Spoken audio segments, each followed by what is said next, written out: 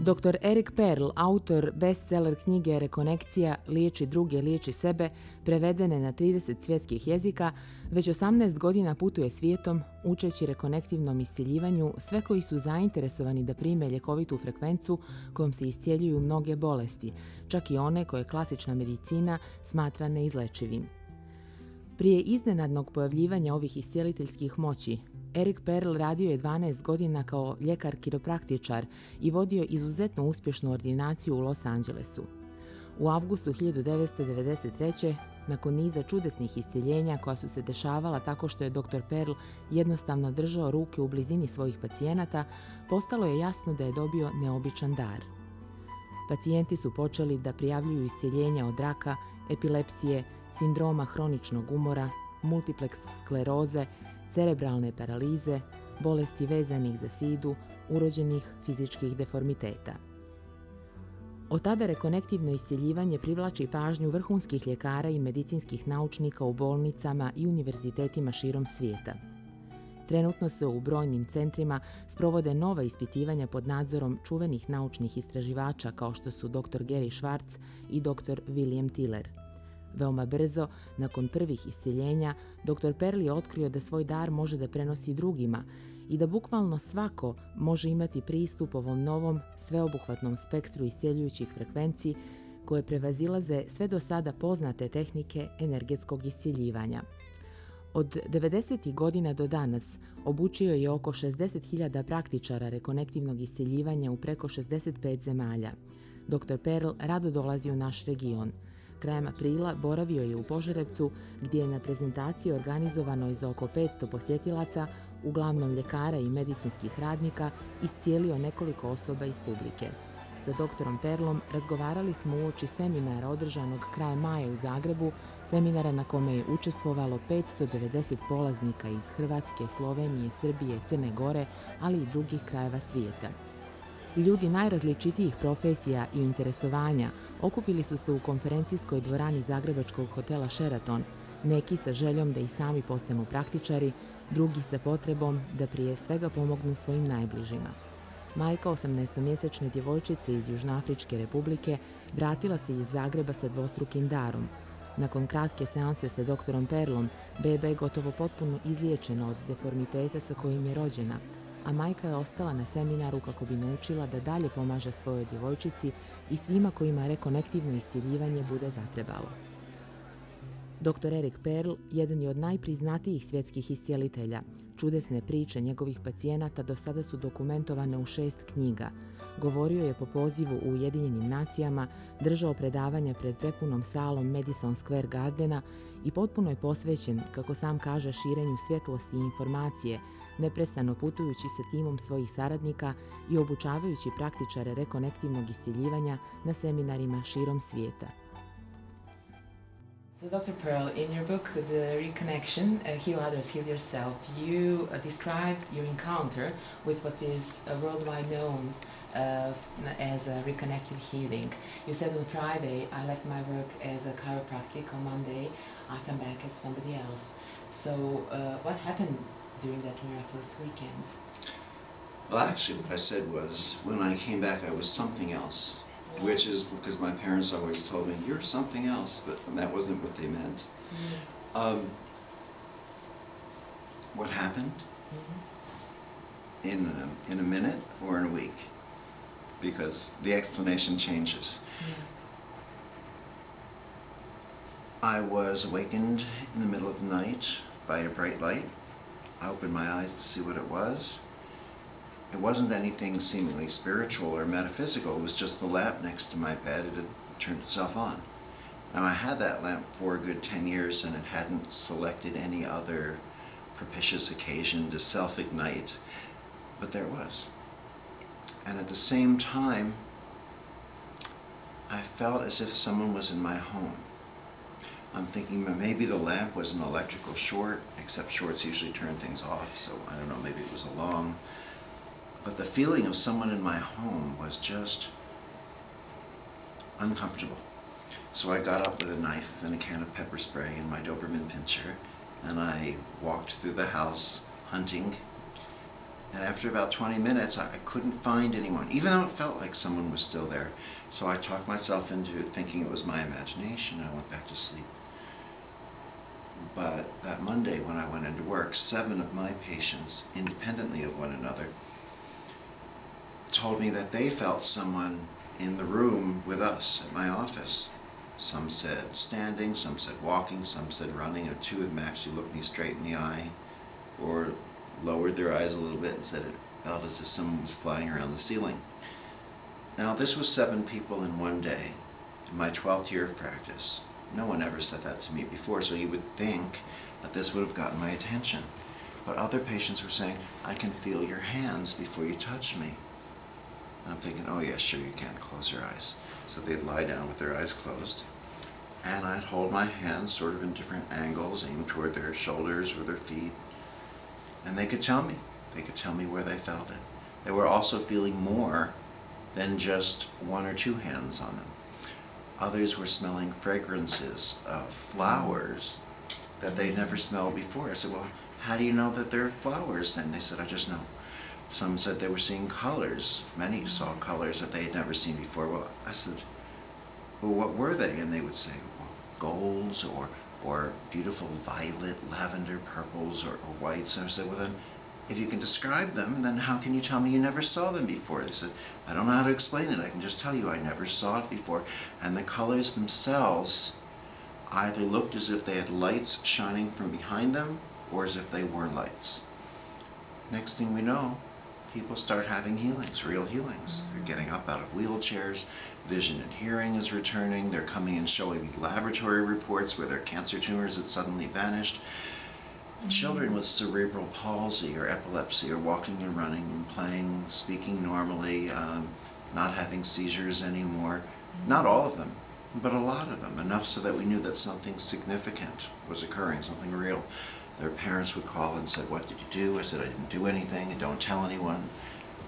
They would call their doctors. The doctors would call and say, what did you do? I said, I didn't do anything, and don't tell anyone. The more I said it, the less people listened, the more they talked, and pretty soon people started coming in from everywhere going, I'll have what she had, and teach us. They started asking me to teach it. I said, teach it? You gotta be crazy.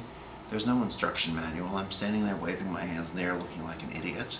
So go outside, wave your hands in the air, tell me what your neighbors think. But more and more, my patients would start calling me up when they got home and say, you know, I drove back to the house and the garage door, the automatic garage door opened up before I hit the button, or I walked inside and my television or my lamp or stereo started to turn off and on, and I felt sensations in my hands, and I held my hands by someone, and my uncle had a healing from this, and my grandmother had a healing from that. And we began to see the evidence that later now is documented scientifically, that once you interact with this, changes occur. Changes occur in your DNA. Changes occur in your light emission.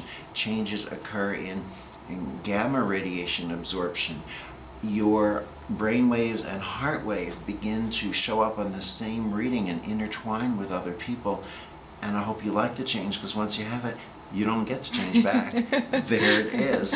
And all that really needs to happen is to work a little bit to teach you how to recognize it. You don't really teach the healing in a sense. The gift of the healing at this level is transmitted to another person, but just like when you're a child and you're taught how to feel the glass and how not to squeeze too tightly and where to hold for balance. Well, so it's just that familiarity, but then there's really nothing much more than what comes about in a weekend. The gift of this work is that it allows us to access so much more than anything that we can access through an energy healing technique, because the key to this is to transcend all of our techniques. This is not another technique. This is a way to transcend technique entirely, because it's the focus of technique that limits what we're able to bring through, and it's the willingness to let go of the ego of technique that allows us to access this. Mm-hmm. So you've just explained that there was a moment when you realized that you can pass this on, that you can give this gift to other people. So what do you actually do? What are you going to do with all these people attending seminar here in Zagreb? What is it like? What am I going to do with them? Yeah. What we're doing this weekend is pretty much the same thing that I do anywhere that I teach. As a matter of fact, we'll be back relatively in this area. I don't know if you consider it the Balkans or not, but we'll be doing a seminar in Prague in, I think, September 9, 10, and 11, and we'll be doing one in Budapest November 4, 5, and 6. I believe those dates are accurate. But what we're doing right now here this weekend is on Friday night, we give a demonstration of the healings. First we present for about 3 hours history, theory, science behind it, how it came about, some of the even weirder parts of the story that we won't get into today in the interview. And then we bring people up to show some live demonstrations of healings from people in the audience so that you have an opportunity to maybe experience it yourself or to see it on friends, people that you know, so you know the reality of it. And we also give everyone an opportunity for you to feel it in your hands. But Saturday and Sunday is a real working seminar. So the first thing I tell everyone is don't come. Don't come if you think we're all going to sit around and hold hands and om and drum and sing spiritual songs. It's not going to happen that way. There's a stage in the center of the room usually, chairs on one side, massage tables on the other. We demonstrate a level of the work from the stage. Then we go to the massage tables in groups of either 2 or 4. I walk around each of the tables and the teaching assistants are there in your groups at each of the tables, and we might show you how to take your hand and just glide it along until you're able to access or feel a certain sensation. And as you do that, you'll probably see the person's eyes, the person who's lying down on the table, see their eyes start to rapidly dart back and forth and back and forth. And we'll show you how to stretch it and get the eye movement to change. Or then to tune in and feel something else here, and you might see their fingers move or their feet move. And as you start to say, when I'm here, I see the eyes. When I'm here, I see the feet. When I'm here, I see tiny little involuntary muscles that we can't even move intentionally. And you start to correlate what you're feeling with what you're seeing, and how when you change, the response changes on the person. And pretty soon, well, it's like taking a glass of water and pushing it west, and it goes west, east, and it goes east, north, north, and south, south. Now after you do that once or twice, you own this. You just own it. There's no reason to go to mystery healing schools for 3 months a year for 3 years and pay $300,000, because let's face it, you could study the physics of water glass pushing for the next 40 years, but you'll never know this any better than you know it now, will you? Healing is not about knowledge. It's not a result of studying what this healer thought and what that healer thought and this technique and that technique.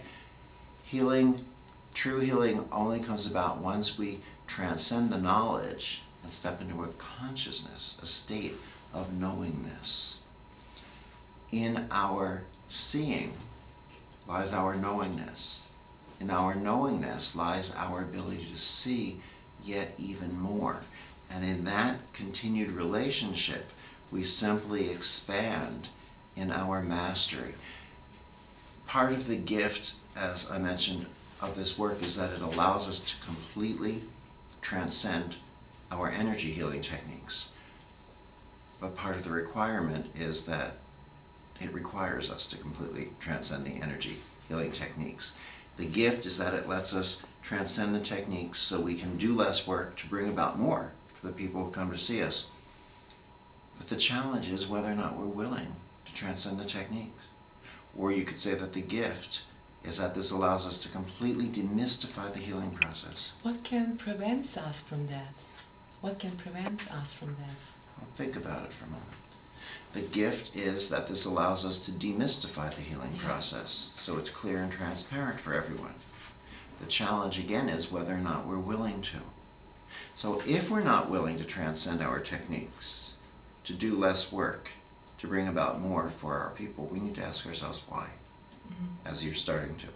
If we're not willing to demystify the healing process and allow it to become clear and transparent for everyone, we need to ask ourselves why. And if we're not willing to ask ourselves why, then the question we need to ask ourselves is why we're not willing to ask ourselves why. It's the ego. Plain and simple. It's as if God or love or the universe, whatever word makes you happiest, has said to humanity, we're presenting now the next level that you can evolve to. The reward is that we assist one another in an expansion of consciousness and health, vibrance. The challenge is that we transcend the ego and judgment in the process. The ego is the part that wants us to say, I've mastered this technique, I've mastered that technique, I've mastered the other technique. Here are my certificates, aren't I wonderful?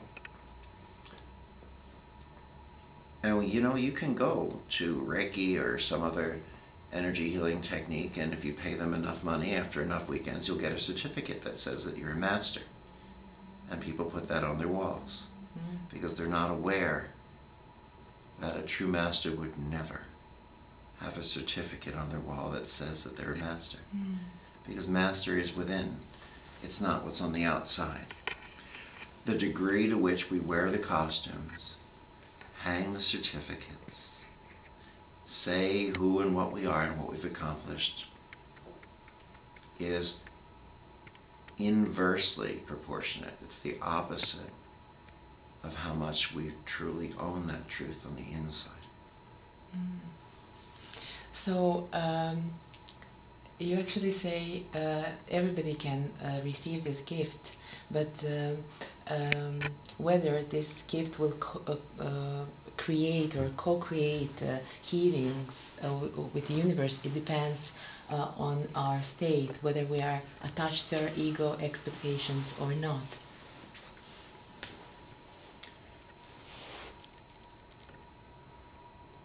I'm pausing for a moment because there are so many places to come at that from.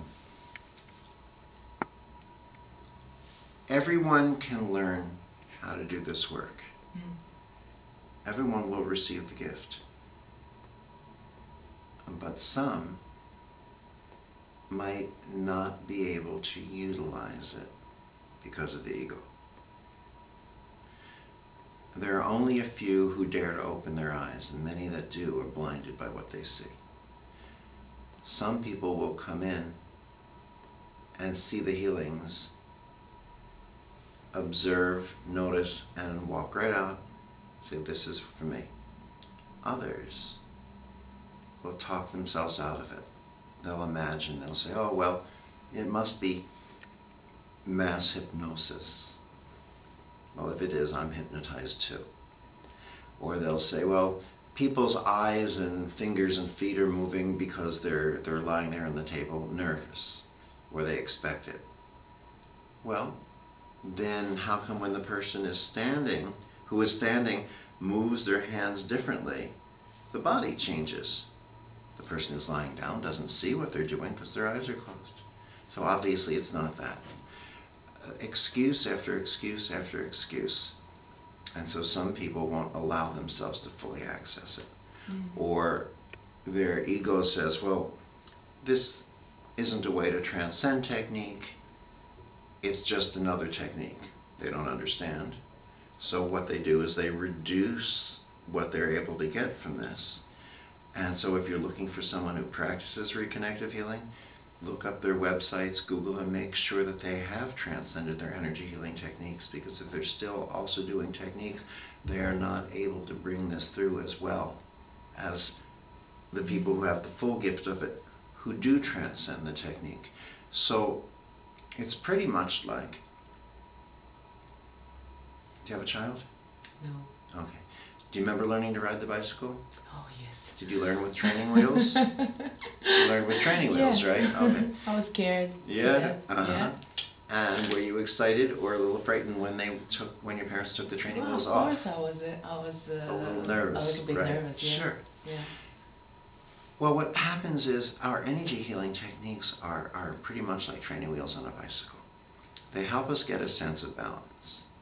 But at a certain time, we need to take them off. The funny thing is, we don't have parents around us often in the energy healing world. We just have people who want to sell us training wheels. So you get one set of training wheels, we'll call them the Reiki training wheels as an example.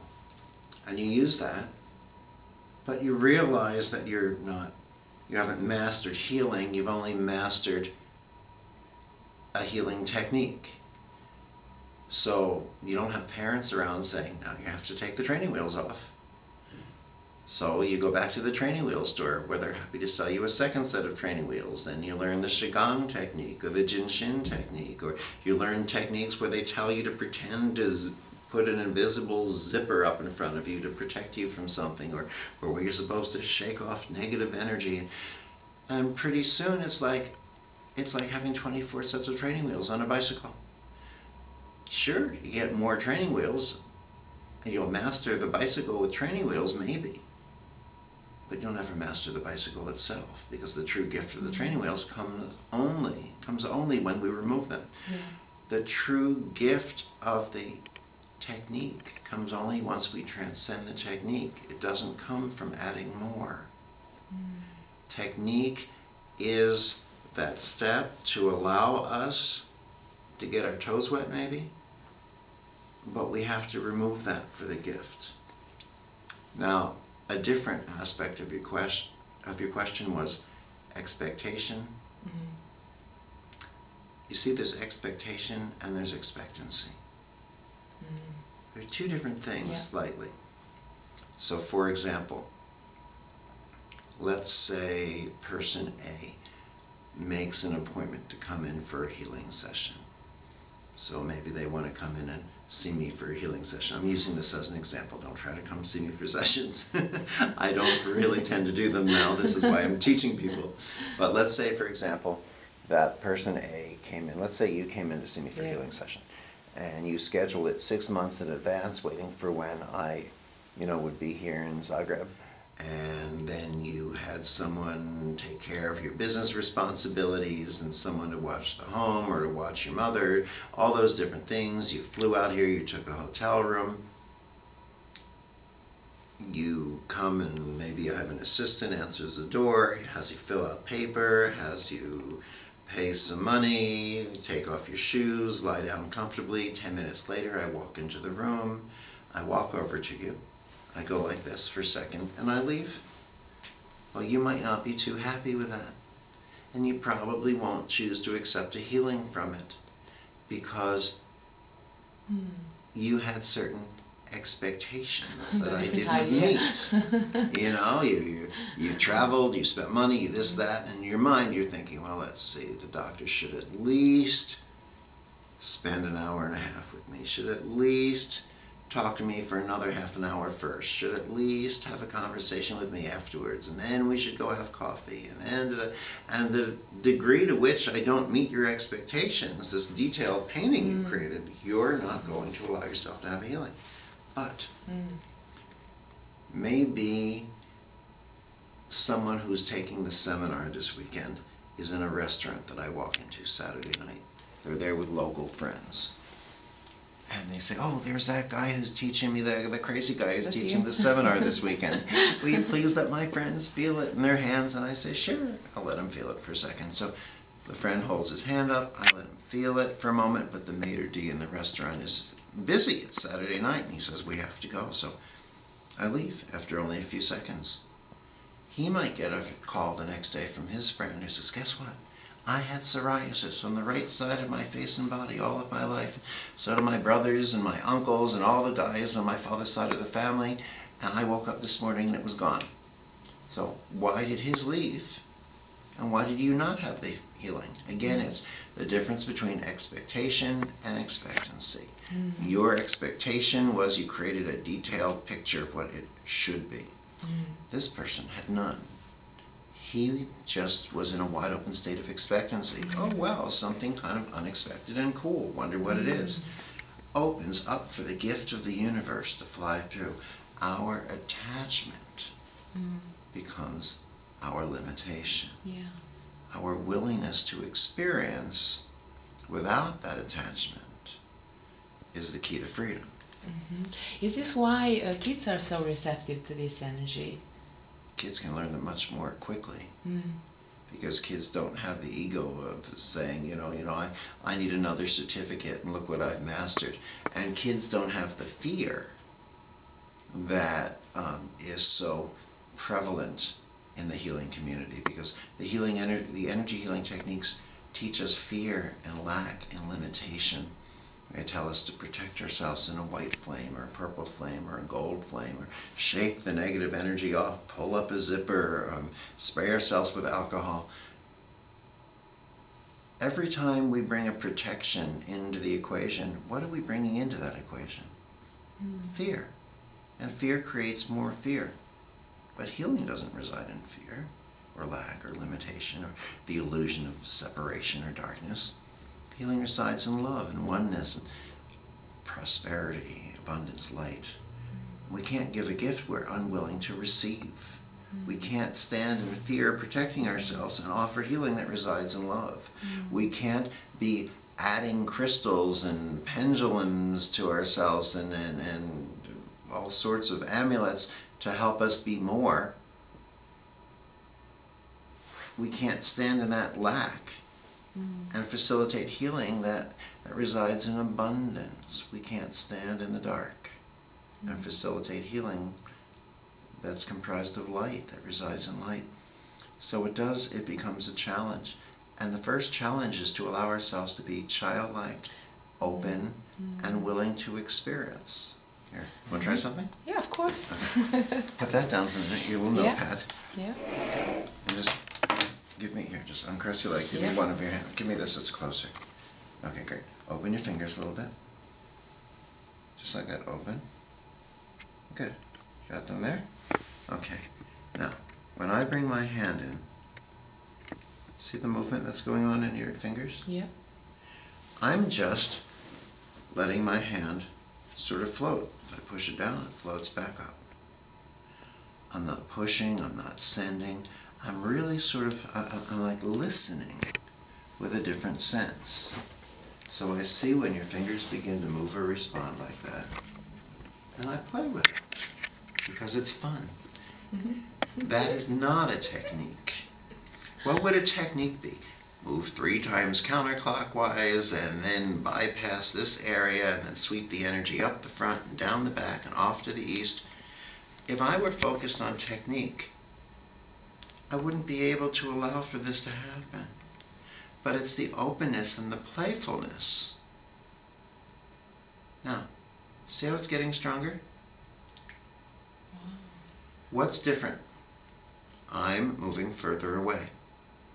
Now, this is not energy healing. Energy would get weaker with distance. This is more than energy. It includes everything we can access through any and all of our energy healing techniques combined, and then brings us out in this huge spectrum of energy, light, and information that science has not seen here before. See how that got softer again, your movement? See how it gets stronger again? Now, tell me, isn't this cool?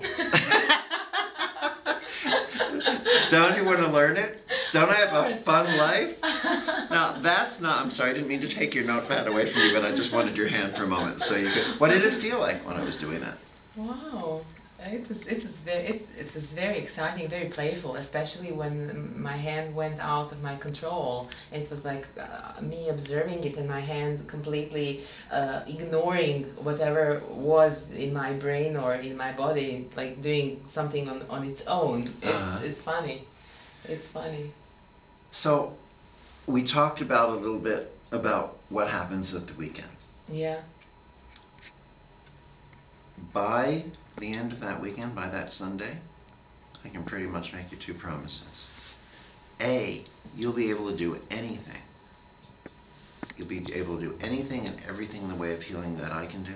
And B, you will be able to do anything and everything in the way of healing that any human being on this planet can do, whether they've got walls filled with certificates, or whether they were raised in a cave and a mountain top in Tibet and fed grains of seed, each one flown in the beak of an individual chakra-colored bird, you know, or whether they moved to Brazil and changed their last name to of God. You know, it doesn't matter the story. It only matters our willingness to transcend the story. The key is, can we let go of the technique that says, I did this and I did that, and I know this and I know that, and I, me, it's all about me. And rise above that instead, and allow ourselves to become the witness and the witnessed, the seer and the seen, the observer and the observed. And when we're willing to do that, we find that the universe displays the beauty of the healing process before us. It's as if we're invited into the home of the healing process. But last I checked, when you're invited into someone's home, it's simply not appropriate to rearrange their furniture. Yeah, that's not very welcome. No, but instead, when we sit back and experience the beauty and perfection of the design, we observe it, we see more and more what depth it actually carries. This is a far greater reward. This is what's so exciting about reconnective healing. It allows us, and requires us at the same time, to stop rearranging the furniture, to stop trying to figure out that we know what that person needs and what form their healing should take, as if we understand the mind of God. Instead, it allows us to become a catalyst by our willingness to observe. As you have just demonstrated, my hand just went very shaky when you went sort further. of pulled further away. Yeah. Right. And it's not... Sorry, I'm shifting position. Yeah, that's More okay. comfortable. Okay. And it happens, actually, it's a part of this process. The more energy is further away, the reactions or sensations are stronger. But it's not just energy, you see. If this were, let me try and explain it this way. We live in a four-dimensional world.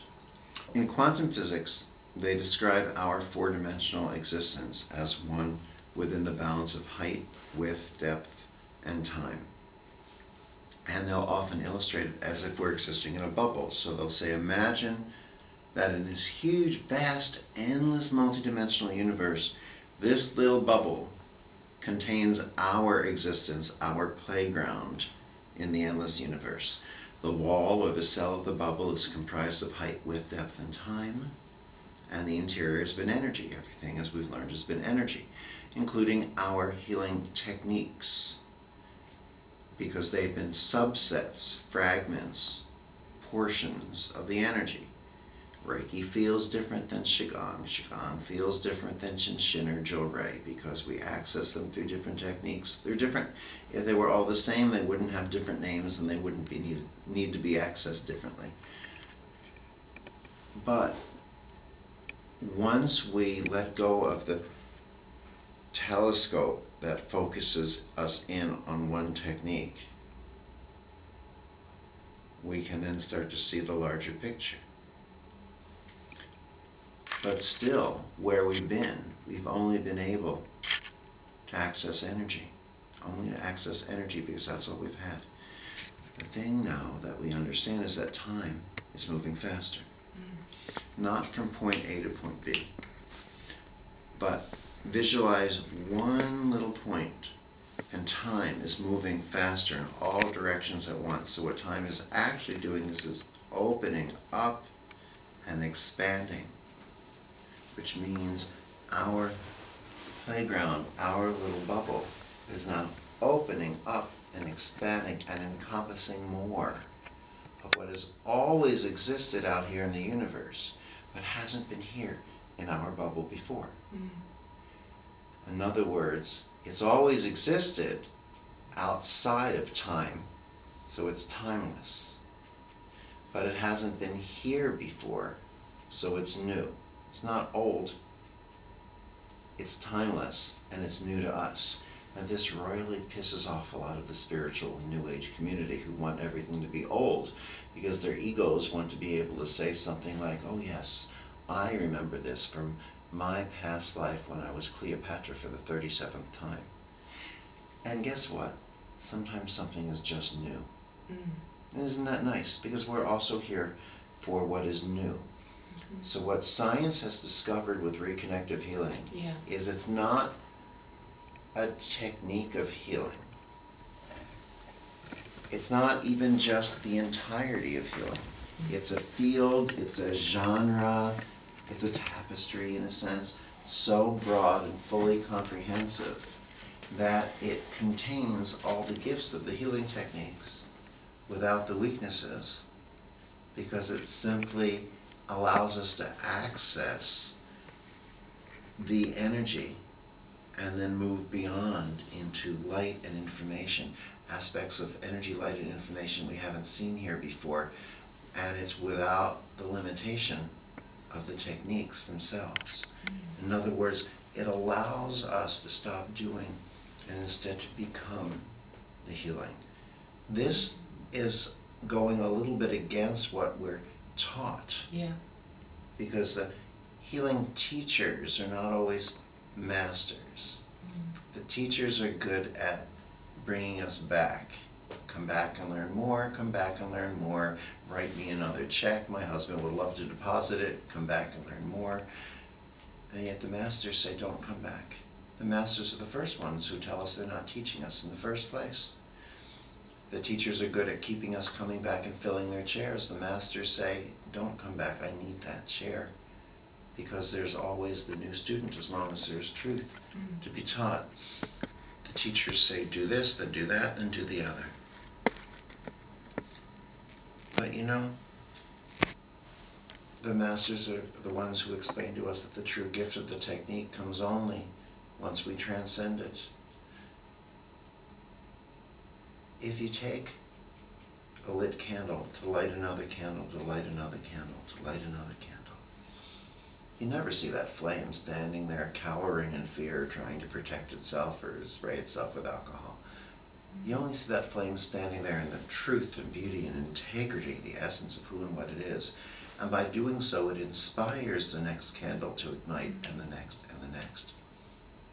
It's time for us to take our lessons from that candle, from that light, and stop trying to do the healings, but to become the healing, to become the light. So in the interaction we have with others, we simply inspire their return to balance, to the natural vibration of light. We know today from the work of Dr. Fritz Popp that in every single cell in your body, the DNA emits specific levels of light. It's different for human beings than for cows or goats or donkeys or goldfish. It's generally considered that when the light is diminishing, our health is dimming. When the light is coming back up, our light is coming back up. What happened with your hand? How is it that with me not touching your hand would respond? What was communicating here was light. Vibration, frequency, entrainment, resonance, and light. The body doesn't heal through chemicals, as we thought. The body heals through these frequencies and through the light. And so the communication that went on was something inside of you going, hey, I remember this. This is me vibrating healthy. This is me vibrating as light. I think I'll do it again. And it's fun. And as you return to that light level, and as I'm playing with that, it helps remind me of my optimal light level. Then anything denser or heavier than light, which tends to include most of our health challenges, has pretty much nothing left to hold on to. So, if appropriate for that person, as appropriate for that person, that density, that health challenge, simply falls away. And healing is just that simple. Is it? Yes. And B, anything more complicated than that is designed to sell you something. But you see, the one like thing frogs products of all sorts. Products Yeah. and special waters and special crystals and special, symbols and special protections. But every time we invest in a protection or a symbol or a technique, we take a part of ourselves and give it away. It's time to come back home.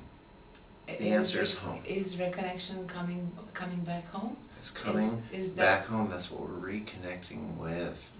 Our original fullness, our essence as spirit, as being, as Deepak Chopra and other people explain, we are not humans having our spiritual experience. We're spirit having our human experience, and part of this experience is to learn to recognize and more fully connect with and become the spirit that we are, who we are between our lifetimes. Yeah, and I have one more question. I read before applying for this seminar myself on your website, there was actually an invitation to practitioners, reconnective healing practitioners, to come again because there is some difference that they might find out while attending nowadays seminars. Is this energy frequency changing or something is going on?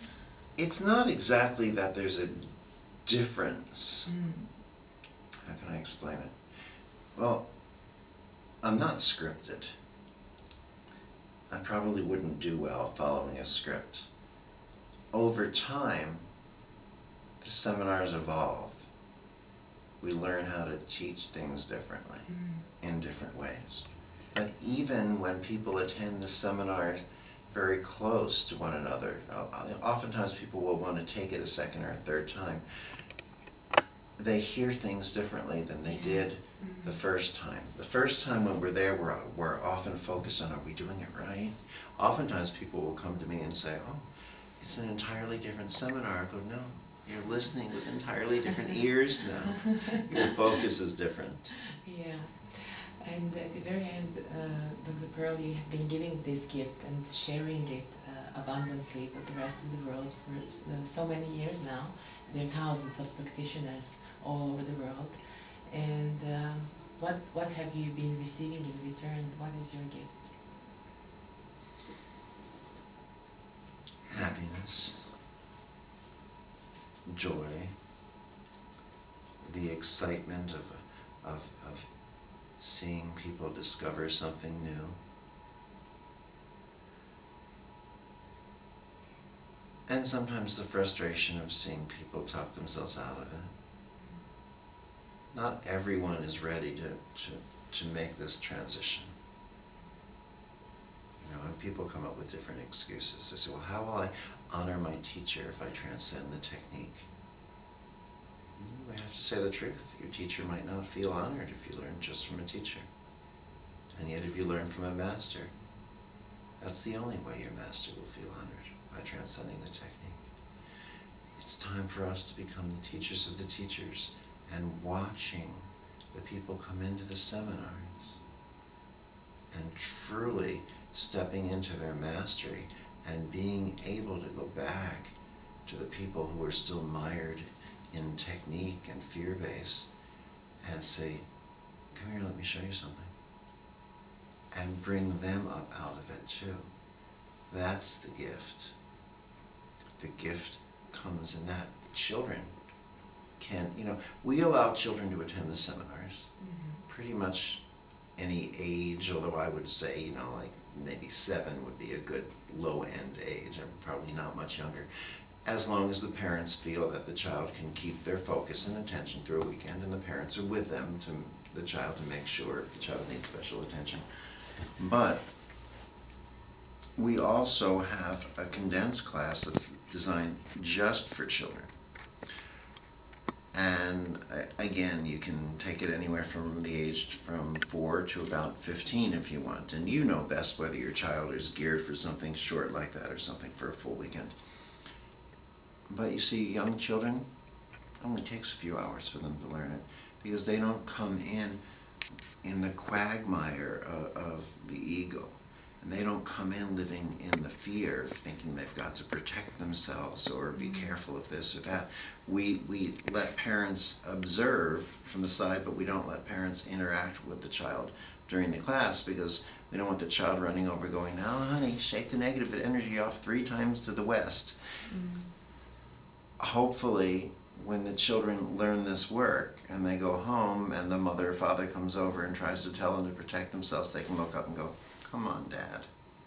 We don't have to do that any longer."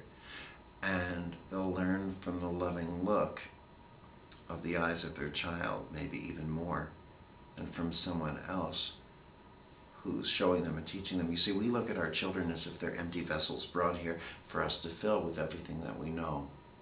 Maybe it's time for us to look at them as empty vessels who are brought here to remind us how to become empty vessels once again. But children learn most easily because they're naturally childlike. It's time for us to become the same way. You know, as I said, there are only a few that dare to open their eyes. Many that do are blinded by what they see. Light is neutral. We choose to allow the light to blind us or to allow the light to illuminate, according to how ready we are to step further into the light and into the illumination process. This does not by any means mean that techniques are bad. They're wonderful. If you're riding your bicycle with training wheels and you take the training wheels off, that doesn't mean, oh, bad training wheels. They were perfect.